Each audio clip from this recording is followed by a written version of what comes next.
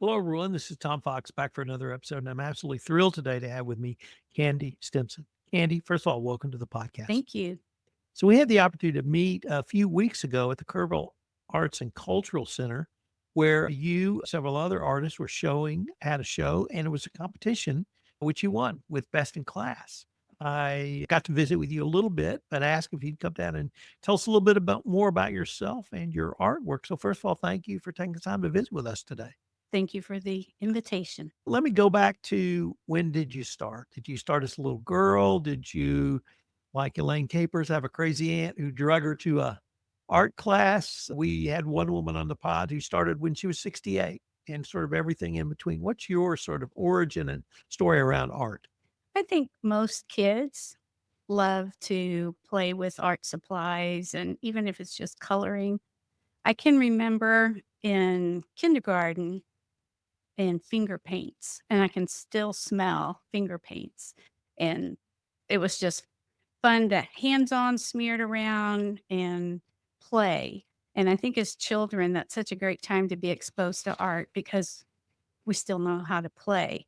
As far as my watercolor pursuit, that started 10 years ago. I was a late bloomer pursuing that. I was always attracted to the look of watercolor. And then I found out about some group classes, and we were living in Colorado at the time. So I did weekly classes for a few months. And then from there, between YouTube, you can learn anything on YouTube, right? And then uh, books, resources. There was also a few months that I worked with a painting coach, and I think that really helped with my growth because you get feedback. So you can be self-taught at something and think you're doing fine, but you don't know what you don't know. So the painting coach really was good. Weekly, we had an appointment.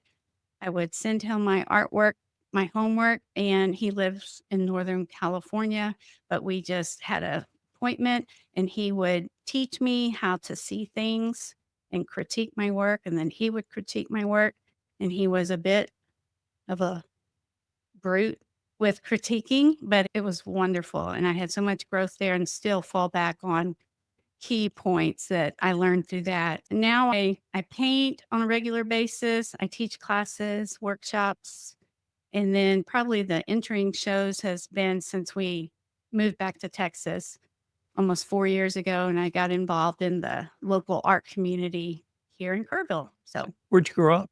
Victoria, Texas. And how long did you leave in Texas before you left? Did Oh, you go to high school at Victoria? yes. Born and raised in Victoria, got married there, had our first child, and I think we moved away probably in my early 30s, lived in New Orleans, Huntington Beach, California, came back to Texas. My husband worked for a while for Brown and Root Construction, so they moved us around.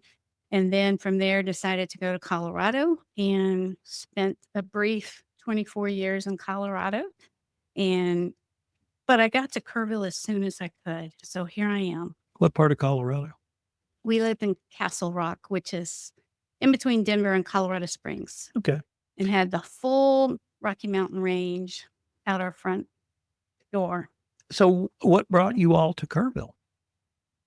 This is where when we moved back, it was to be available to help more with our aging parents and closer to immediate family. And then we just said, all right, wherever we get jobs. And my husband landed a job at the Hill Country Hospital in Fredericksburg. What's your husband do? He's an accountant. Okay.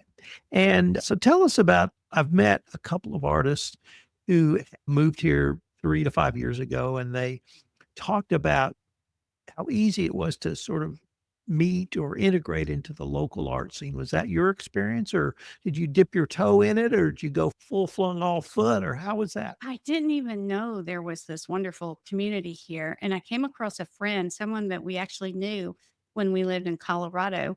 And she moved back to Texas years before I did. And we just saw each other on Facebook. And she saw I had moved to Kerrville. And she said, I live in Kerrville. And we got together. And then she said, oh, I'm in this art club. And she started oil painting about the same time I did watercolor. So she invited me to the Kerrville Art Club meeting, and the rest is history. So tell us about your attraction to watercolor. I've met 2 or 3 artists who really specialize in that or are drawn to it. What's the attraction for you? It's a transparent medium.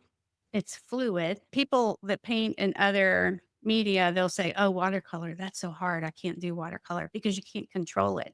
Whereas I say, "Ooh, I love watercolor because you can't control it because it does its own thing, but you can guide it." It's kind of like herding cats at times, but you can get some detail as I like to paint detail, but I also like the loose fluid.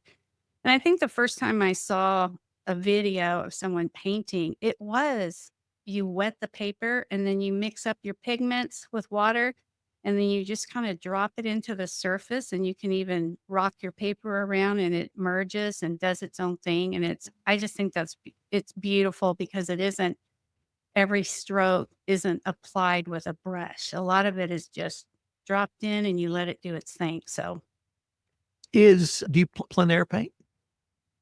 I don't, just because I have migraine issues and being out in the sunshine and different temperatures will give me a bad day. So I like the idea of it. And I have sat outside some just on a patio or something like that, but I haven't gotten involved in that. But I think it's a great way to paint and capture the atmosphere and everything in the scene that's in front of you. So I'm always interested in visiting with artists about their creative process. And so I'm a writer. And when I write fiction, typically I see the story in my head and I almost sort of report it on a typewriter or word processor now.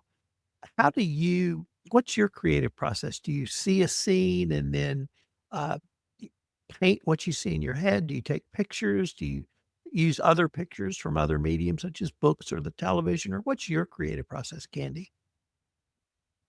Some artists will get into a certain genre and that's their thing, and they'll market themselves with that.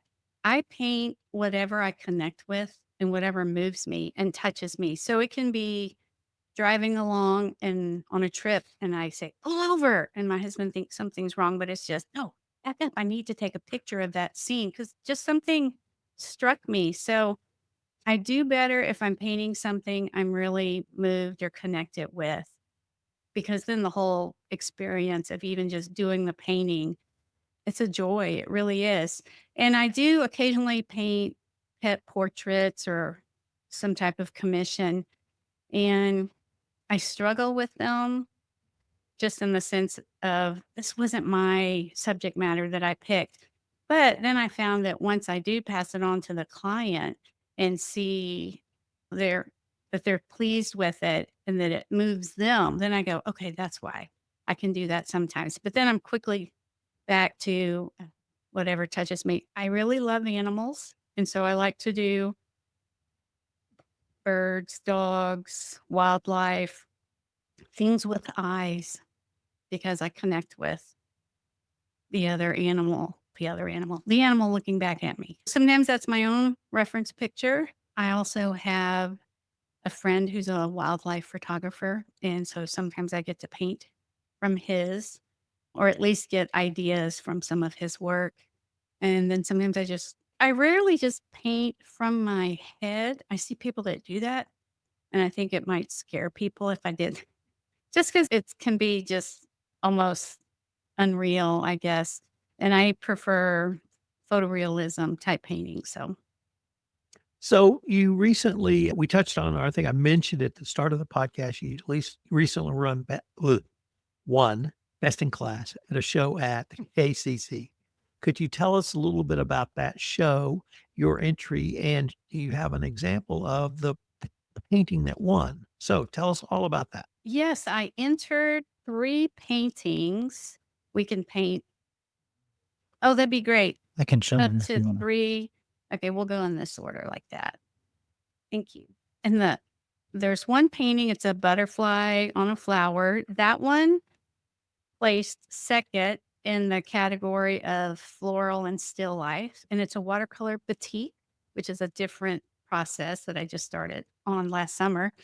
And then the second painting is called Ram Bam, and it's 2 rams running into each other. That one received a first place ribbon in the animal and wildlife category.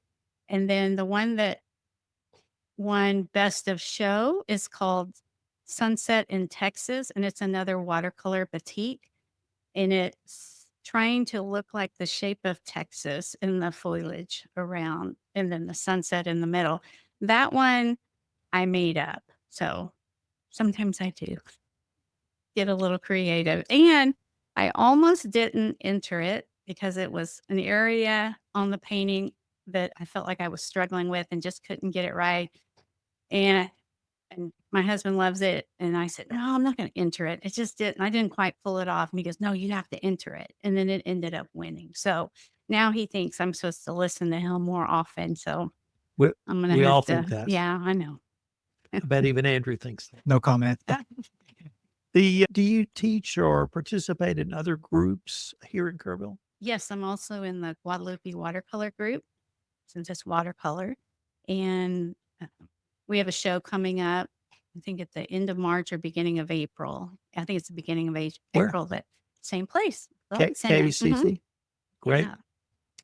Yeah. It's one of the things that struck me, and you touched on that a little bit earlier, is the vibrancy of the local art community. We just had a podcast recording with Daryl Beecham, who's the executive director of the Museum of Western Art, Mm. which of course is the top cowboy artist of America. But this podcast focuses on you and other local artists. Could you say a few words about the sort of local art scene and the vibrancy you've seen? Again, it was such a pleasant surprise getting here and discovering it.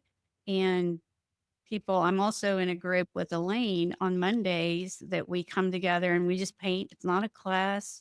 There's no instruction. Everyone's just bringing whatever they're working on.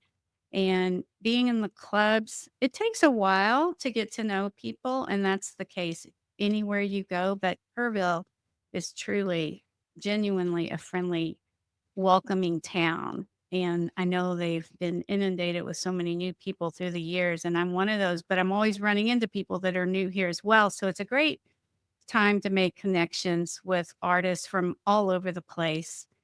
Good friends, very supportive of each other and encouraging for whatever level you're at with your art pursuit. Shows you can be really active and involved in a lot of opportunities. So Do you teach as well? I do.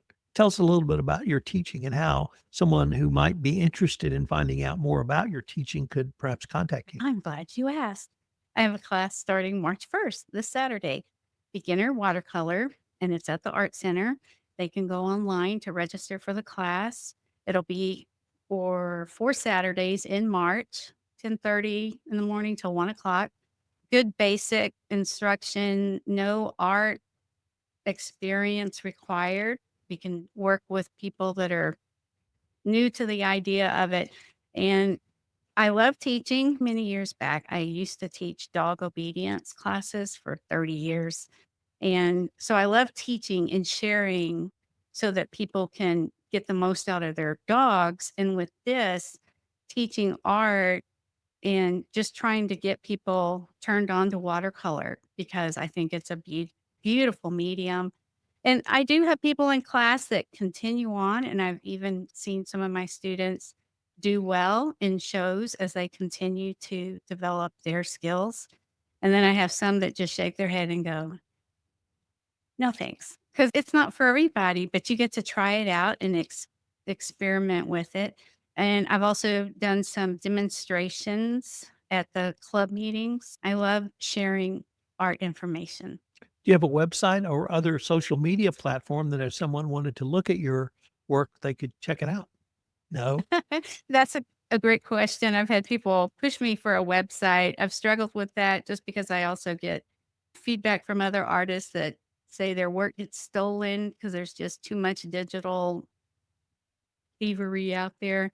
But I am looking into I share my artwork on Facebook with friends and family, and it's public. I don't have it down as my art account, but I'm considering adding one as well as Instagram because I have lots of artists I follow and I'm not good with any type of rude stuff. I'm trying to decide if I want to add that to something to maintain. Because to me, if you're gonna do it, you need to really keep it active. So what do you say to the 8-year-old girl or 8-year-old boy who might be drawing, or to the 48-year-old woman or 48-year-old man who says, "I've always wanted to try that." What do you tell them? That's a great question.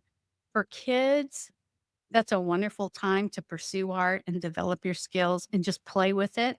For adults, it seems like there's a struggle as adults learning something new because we're used to being good at stuff by now. And so you then have to go to this level of really basic beginner and have your work look childish, I guess, amateurish. And for me, that's just part of the journey. And you have to accept that you may be bad at it for a while, but just keep learning and keep trying. And you're never too old to pursue art. And I think all of us have a God given creativity part to us. And if fine art is a way that you want to express it, then go for it. But it does take time. It's not an arts and craft category. It's fine art and it does take time because you're trying to learn your drawing, composition, color mixing, color theory. There's a lot to it that you're learning all at once if you don't have an art background, but it's doable. It's a learnable skill. Well, Candy, unfortunately, we are near the end of our time for this episode, but I wanted to thank you again for taking the time to visit with me. It was lovely to meet you at the KCC, and congratulations again for all of your awards. I look forward to seeing what you come up with next. Thank you so much.